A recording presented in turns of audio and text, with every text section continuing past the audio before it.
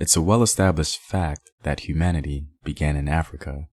As we dive further into African history, we begin to see that some of the very first African populations came from a more eastern region within the continent.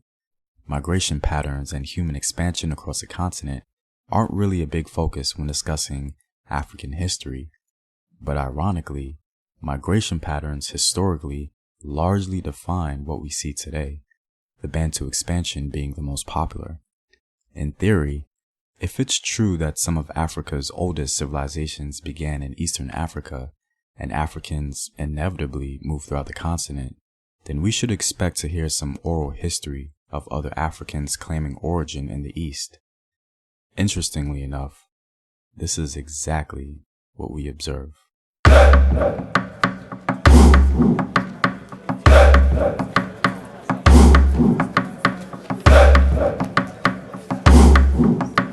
What up, African world? It's Home Team here, and I'm back at it with another video of African history, culture, and worldview. And remember, if you want access to courses, sources, or you simply want to support the Home Team in our new direction of animated projects, you can do so on patreon.com. The link is in the description box below. Today, we're going to talk about the oral accounts of 4 West African ethnic groups that claim they came from Eastern Africa. Contrary to popular belief, the overwhelming majority of all African ethnic groups we see today in their current geographical location came from somewhere else, whether this location was close or miles away. If we look at African ethnic groups from Western and Southern Africa, they all seem to have oral histories that point to a general Eastern African area. Many West African ethnic groups claim that they originated from the East, and some in the South even claim they came from a more northern area.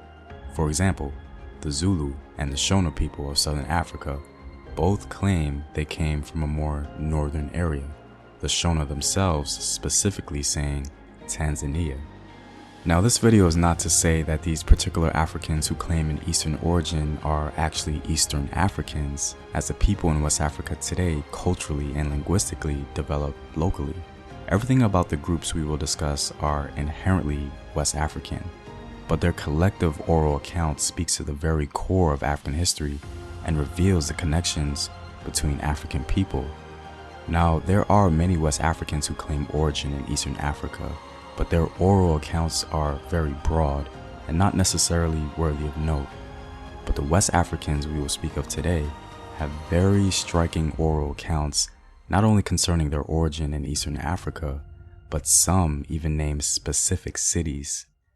It's also interesting that for one of these groups, their DNA has confirmed their Eastern African origin. The West Africans we'll be discussing today are well documented and confirmed by historians. So let's begin. Our first group is the Seneca. The Seneca are a Mande group in West Africa who are largely found throughout Senegal, Mali, Guinea, and Mauritania. They were the founders of the very first empire in Western African history. They built elaborate stone structures in Mauritania, which was pretty much the base of their civilization. The Seneca are interesting because not only do they claim an Eastern African origin, but they actually tell us a specific city. The Seneca claim that they migrated from Aswan, Egypt, or what they may have called Sonin, and this migration was apparently due in part because of the fall of Nile Valley civilization.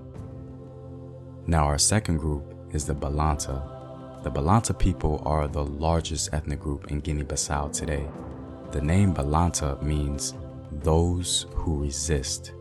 Apparently, the word was coined by the Mandinka. As the Mandinka were expanding their state, they noticed that the Balanta were very difficult to contain, and thus the Mandinka word Balanto, meaning those who resist, began to be assigned to these people. Oral tradition amongst the Balanta tells us that they migrated westward from the area that is now Egypt, Sudan, and Ethiopia in order to escape drought and wars.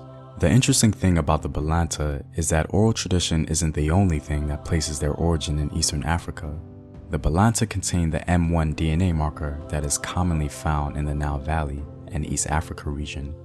So at the very least, we can confirm that these West African people came from Eastern Africa, or more specifically, the Nile Valley.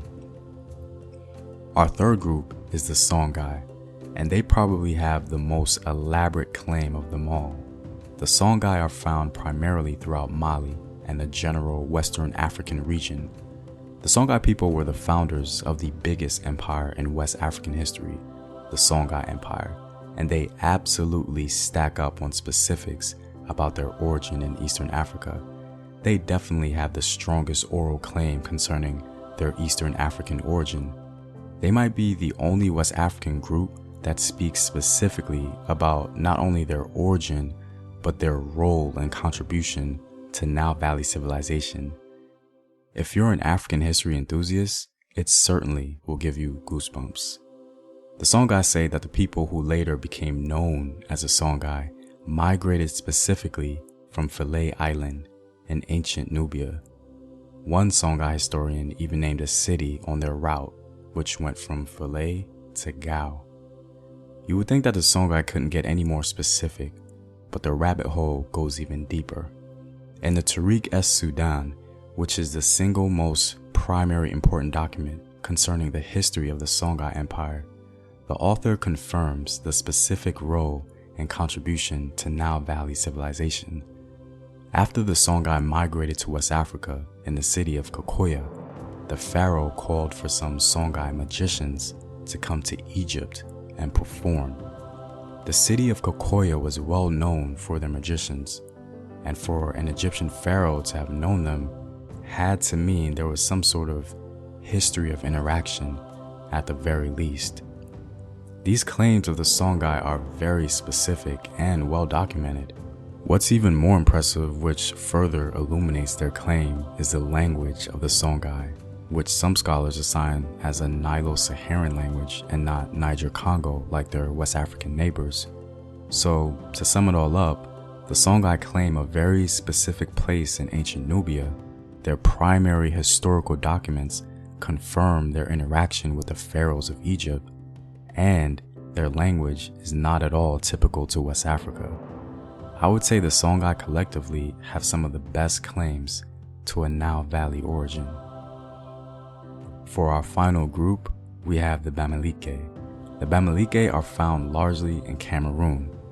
Interestingly enough, even though the Bamileke are found amongst what some scholars believe was the origin of the Bantu expansion, the Bamileke are characterized as only a semi-Bantu people.